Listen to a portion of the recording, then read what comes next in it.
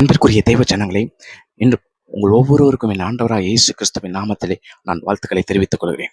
என் கர்த்தருடைய பிள்ளைகளே, இன்றைக்கு என் அருள்நாதர் இயேசு உங்களை பார்த்து சொல்லுகிறார், உங்களுடைய எந்த தேவைகளாக இருந்தாலும் சரி, நான் எல்லா குறைவுகளையும் நிறைவாக்கப் போகிறேன் என்று கர்த்தர் வாக்கு கொடுக்கிறார்.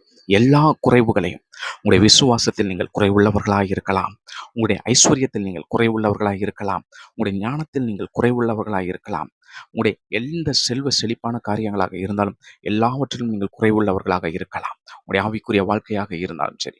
ஆனால் இயேசு சொல்லுகிறார், நான் இன்று உங்களுடைய எல்லா குறைவுகளையும் எனக்குள்ளாய் நிறைவாக்கி உங்களை வழிநடத்தப் போகிறேன் என்று சொல்லி.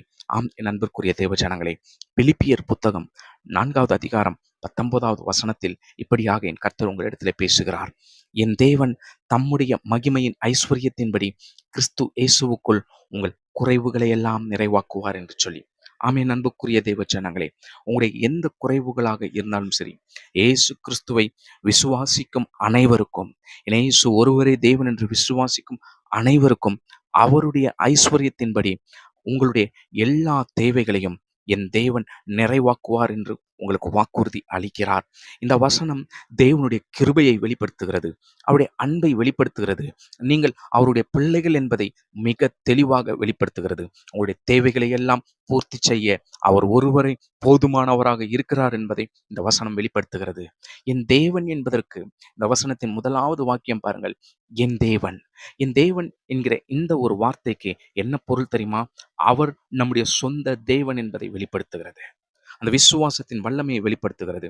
என் தேவன் என்று நீங்கள் சொல்லும் பொழுதே அதில் ஒரு மகிமையை நீங்கள் காண்பீர்கள். அது உங்களுடைய விசுவாசத்தின் அடையாளமாய் இருக்கிறது.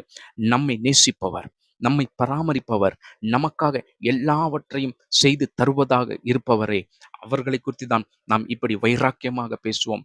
என் நண்பன், என் மகன் என்று சொல்லுவது போல என் தேவன் என்று நாம் சொல்லுகிறோம். தெய்வ பிரியவர்களே, தம்முடைய மகிமையின் ஐஸ்வர்யத்தின்படி, இது தேவனுடைய ஐஸ்வர்யம் எல்லையற்றது என்பதை வெளிப்படுத்துகிறதா இருக்கிறது.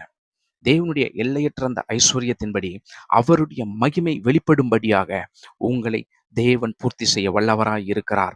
அவர் உங்களுக்கு போதுமானவராய் இருக்கிறார். என் தேவன் கிறிஸ்து இயேசுவுக்குள், இயேசு கிறிஸ்துவை விசுவாசிக்கும் எவரும் தேவனுடைய பிள்ளைகளாக மாறுகிறார்கள் என்பதனுடைய அடையாளமாய் இருக்கிறது. கிறிஸ்து இயேசுவுக்குள் அப்படின்னு சொல்லும் பொழுதே நீங்கள் கிறிஸ்துவுக்குள் அவருடைய பிள்ளைகளாய் மாறிவிட்டீர்கள். ஆசீர்வாதங்களை பெறுவதற்கு தகுதியுடையவர்களாய் மாறிவிட்டீர்கள். இயேசு கிறிஸ்துவின் மூலமாகவே தேவனிடம் உங்களால் செல்ல முடியும். அவருடைய நாமத்தில் நீங்கள் எதை கேட்டாலும் அதை ஏறெடுத்துக் கொள்ளுவேன். அந்த ஜெபத்தை, அந்த விண்ணப்பத்தை ஏறெடுத்துக் கொள்ளுவேன். உங்கள் குறைவுகளை எல்லாம் நான் நிறைவாக்குகிற தேவனாய் இருக்கிறேன் என்று அவர் தம்முடைய வாக்கை உங்களுக்கு வெளிப்படுத்துகிறார். நமக்கு எது தேவையோ அதையும் அவர் விரும்புகிற விதத்தில் தருவார். அவர் விரும்புகிற விதத்தில், நாம் விரும்புகிற விதத்தில் அல்ல. உங்களுடைய உடல் ரீதியான தேவைகள் மட்டுமின்றி ஆவிக்குரிய தேவைகள், உங்கள் உணர்ச்சி ரீதியான தேவைகளும் இதில் அடங்குகிறதாக இந்த வசனம் பொருட்படுகிறது.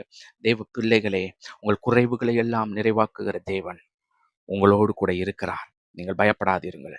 எந்த தேவைகளாக இருந்தாலும் தேவன் சந்திக்க வல்லவராய் இருக்கிறார்.